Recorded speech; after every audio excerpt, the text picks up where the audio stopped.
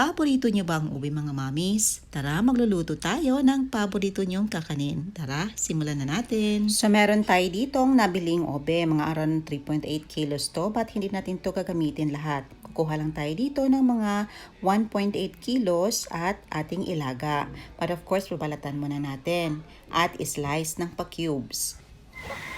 At ito na-slice na natin. Ready na to para lutuin.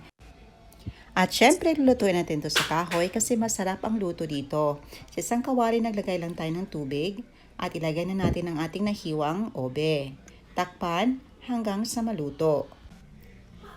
At itong klaseng ube na nabili natin mga mamis is madalin talaga siyang madurog at maluto. Ito na, after a few minutes, luto na ang ating ube. At dito, hinahalo-halo lang natin. Pinipress para madurog. Pagkatapos sa hanguin, papalamigin. Lagyan ng gata at saka gatas. Pagkatapos, i-blend natin para maging pino ang texture. Ito nadurog na natin. Ito na ang gata na ating gagamitin. Mga 2 pirasong kinudkod na niyog ito mga mamis. Extract na natin ang gata nito. Mga approximately 3½ cups of gata ang ating gagamitin. At siya nga pala mga mamis, ang ating na-mash na ube, mga around 8 cups ang ating gagamitin. At dito na-extract na natin ang 3½ cups of gata. First piga po ito mga mamis. At again, iniadd na natin sa ating na-mash na ube. I-mix lang natin to fully combine.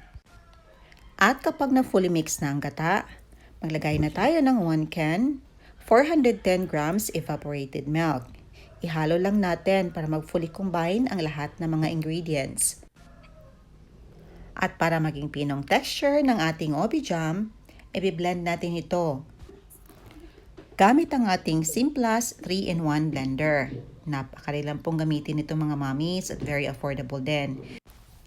Kaya check nyo lang sa comment section below or sa description box below kung saan ko ito nabili. At ito na, nilagyan na natin ito ng 1 can of condensed milk. 380 grams ito mga mamis. At nag-add din tayo ng 1 cup of brown sugar. Ihalo lang natin ito para mag-fully combine ang lahat ng mga ingredients. Lutuin lang natin hanggang sa mag-lessen ang liquid at mag-thicken ang ating mixture. Tag-add din pala tayo ng 1 teaspoon of vanilla at saka 1 teaspoon of ube powder. Ang pag-add ng ube powder is optional lang po mga mamis. Pang-pa-enhance at pang-patingkad ng kulay lang po ang ube powder. At ayan, minix na natin hanggang sa mag-thicken ito. At malalaman natin na luto na ito kapag malapot na, mahirap nang ihalo, at kapag minix mo, sumasabay na yung mixture sa sandok natin, kagaya nito. At ito na, ready na ang hanguin. Ready na to serve ang ating napakasarap na ube halaya. Ito na mga mamis, ang sarap nito sa tinapay. At syempre pumili talaga tayo ng isang loaf bread para ipalaman natin ang ating nagawang masarap na ube halaya or ube jam.